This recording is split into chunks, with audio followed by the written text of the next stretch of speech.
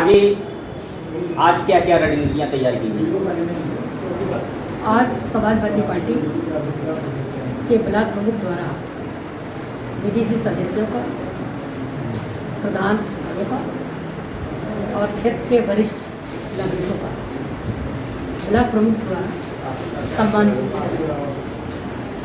और ये सबसे अच्छी बात है कि पहली बार एक ब्लॉक प्रमुख चुने गए हैं श्री राम मोहन साहब, और किन परिस्थितियों में चुने गए हैं आप सब लोगों ने खूब हाईलाइट भी किया है।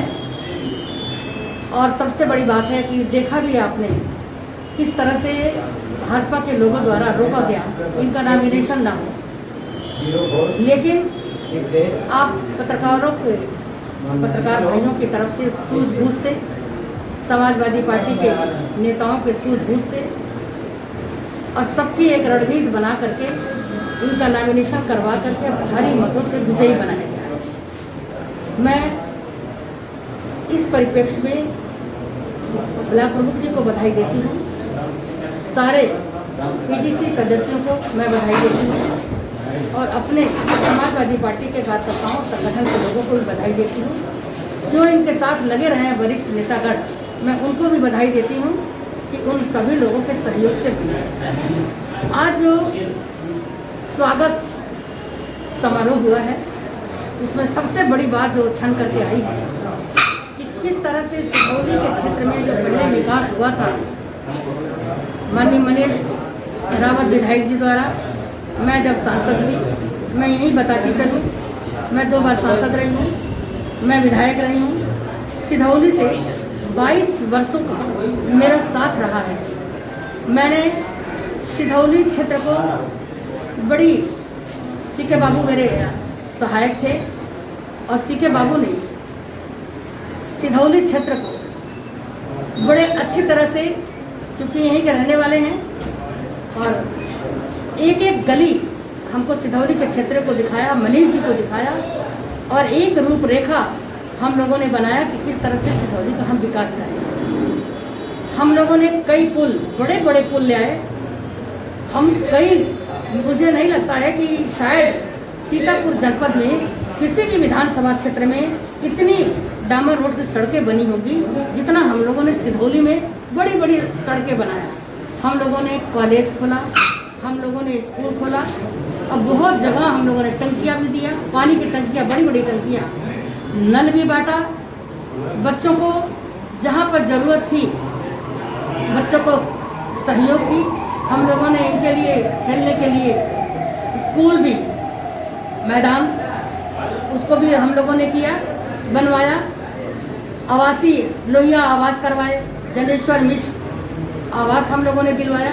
हम लोगों ने कोई भी ऐसा क्षेत्र नहीं बचा जहां हमने कार्य नहीं किया। पर मुझे आज खुशी है कि राम बकस रावत जी युवक हैं, होनहार हैं, संघर्षशील हैं और एक बार चुनाव लड़ चुके हैं विधायक का, तो इन्हें अनुभव भी है।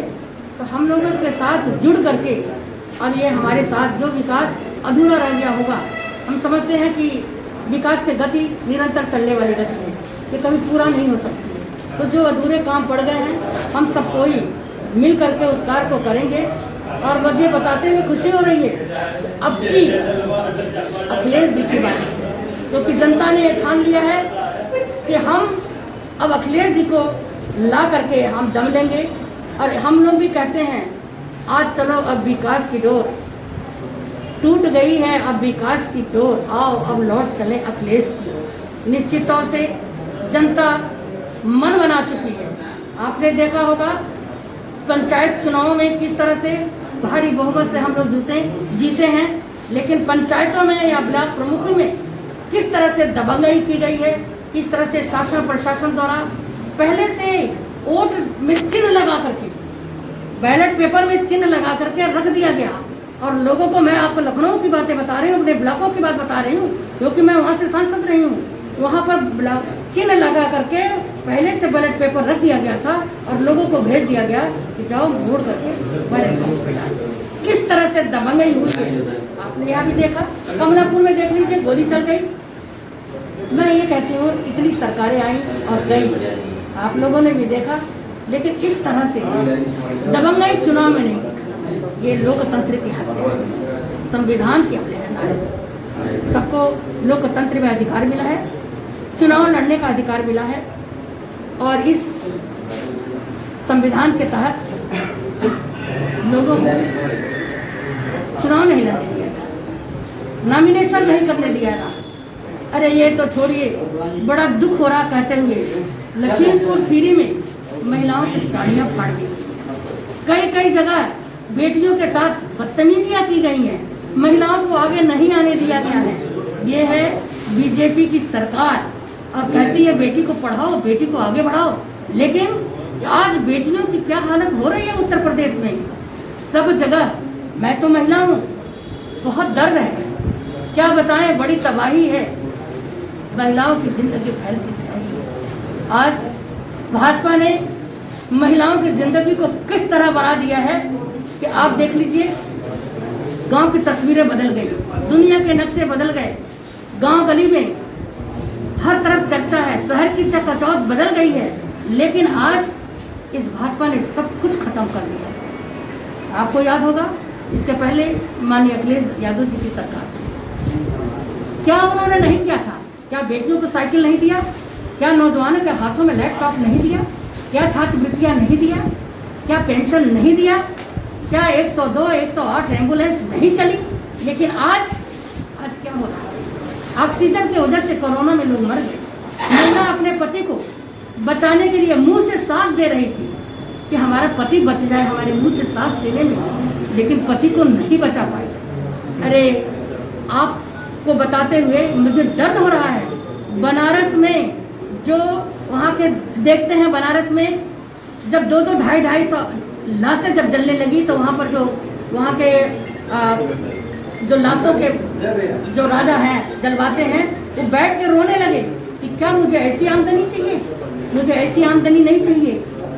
10-20 आती थी लाशें, लेकिन आज गंगा को कहते हैं हम साफ कर रहे हैं।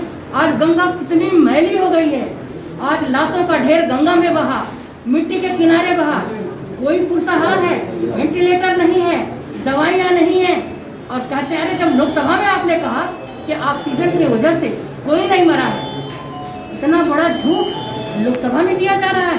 लोकतंत्र का मंदिर है लोकसभा, और इस तरह के आप भाषण देते हैं कि गैस से नहीं मरा है, ऑक्सीजन से नहीं मरा हुआ है।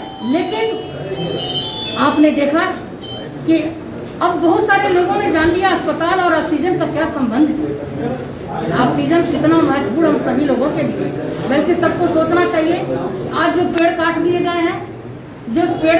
गए हैं, जो हरियाली काट दी गई है, शायद प्रकृति का ये दोहन जो किया गया है, उसका भी एक फल है कि हमको ऑक्सीजन नहीं मिल रहा है।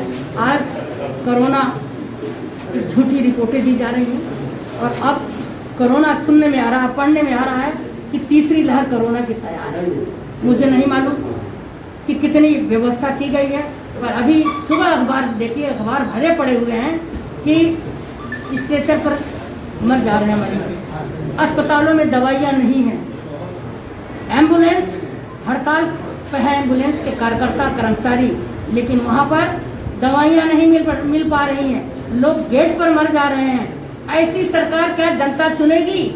ऐसी सरकारों को लात मार करके जनता को फेंक देना चाहिए। मैं तो ये कहती हूँ कि तुम आओ, लौट के आ जाओ ऐसे लोगों की तरफ, समाजवादी पार्टी की तरफ, जो समाजवादी